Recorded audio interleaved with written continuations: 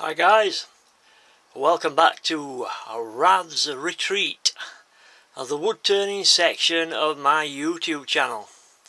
And today we're going to be discussing a subject which doesn't really get a lot of discussion or thought,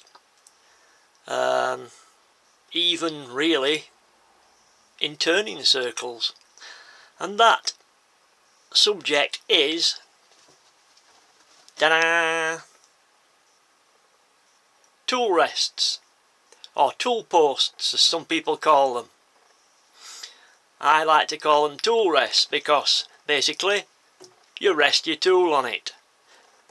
This is the tool post, this is the tool rest. Now my lathe, which is the Jet 3520B, came with this tool rest, and a mighty fine tool rest it is. It's a cast iron one, big, heavy, just what you'd want in a tool rest, but I use it very infrequently. Now it's not because it's a poor tool rest. Actually, of the tool rest, of all the lathes that I've had, this is one of the best. The tool rests that come with the lathe, this is one of the best that I've ever had to come with a lathe. But unfortunately, although it is a very nice tool rest, as I said, cast iron, big, heavy, strong, doesn't move, it's a little bit big for what I use. I tend to use, this is 12 inch, this is a 12 inch rest. Now most of my work is of a size that doesn't really need this size tool rest, so I thought I'd show you the tool rest that I use. Now then, the first thing I'm going to show you I got from a company or a shop in well, actually it's a website that sells wood turning items called Style and Baits in the UK. Basically it's two pieces of 1 inch bar, mild steel bar, welded together, and I've used this a hell of a lot. It's 8 inch. Now for me 8 inch seems to work really well. It's not too long, it's not too short, it's just about right. And although it's just mild steel, with it being 1 inch in diameter, it's quite a good old hefty stiff tool rest. The only problem being, with it being mild steel, it marks easy.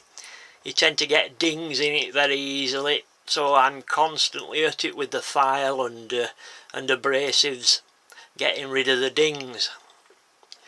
So we'll move on. This is the tool rest that I use most. This is the Robert Sorby modular tool rest system. This is a 9 inch length, and this is the tool rest that I use probably for 90% of my turning. 9 inch works really well, not too long, not too short. The actual rest itself I think is about 3/4 inch in diameter, but it is hardened steel. It does have that advantage, and with it being hardened steel, although it is, well, it's not thin, but it's, thin-ish. With it being hardened steel, you don't tend to get a great deal of flex, and also it doesn't ding up very easily. It takes quite a lot to mark this thing. That's the advantage of hardened steel. So there's the rest that I use for probably 90% of my wood turning. Robert Sorby modular rest. Again, the next one I'll show you, again Robert Sorby modular rest, but this time it's the 4-inch one. Obviously there's occasions when you need a shorter rest, and I find this length is just, you know, just long enough and just short enough to be able to get into those little nooks and crannies where you need to get. So I think if it was 3-inch it would be probably a little bit too short, but this just seems to be an ideal size. Again, it's hardened steel bar. The actual tool post isn't, that's mild steel, but the actual tool rest bar is hardened steel, so again it doesn't ding up very easily, which is a big advantage. And you know, with it being hardened steel, it's quite strong and you don't get a lot of flex, although on a 4-inch tool rest, let's be honest, you're not going to get a great deal of flex anyway. Right, moving on. Another Robert Sorby tool rest, in the modular system. This is the bowl rest. I bought this thinking I would use it a lot, and I've used it very, very infrequently. Don't know why. It just I just seem to be able to get on better with the straight rests. Again, it's hardened steel bar, so it doesn't flex very much. Again, doesn't ding up, but the shape I just can't get on with.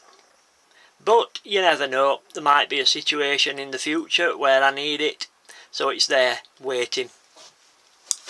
Right, the last tool rest I'm going to show you in this little video is this thing. This is a 16-inch rest, 1-inch mild steel bar. Again, this was bought from Style & Bates in the UK, who by the way are a very good retailer.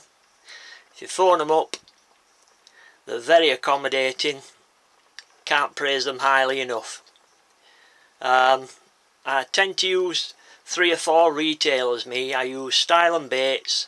The main one I use is Tool Post, which is probably one of the biggest retailers that deals specifically with wood turning in the UK. Tool Post, they're brilliant, they really are. Then the Style & Bates, which again, brilliant, very accommodating, very nice people. Then there's Axminster Power Tools, which I've been using for over 10 years.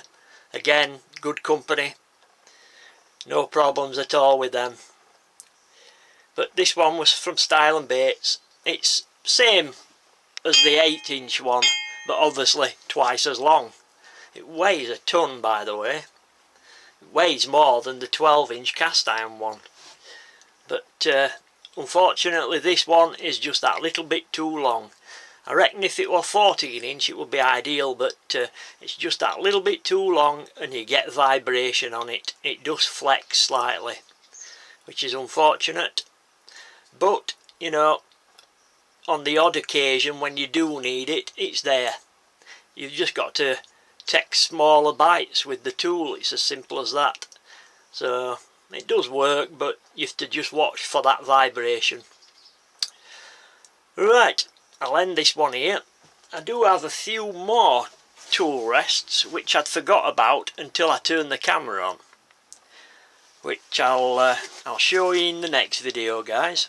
So if you want to come back and watch that one, you're more than welcome. But for this video, I'll end it here. So I'll catch you later. Take care in those workshops. Watch your eyes, watch your fingers, and watch your lungs, 'cause life gets hard without them. Take care now. Bye bye.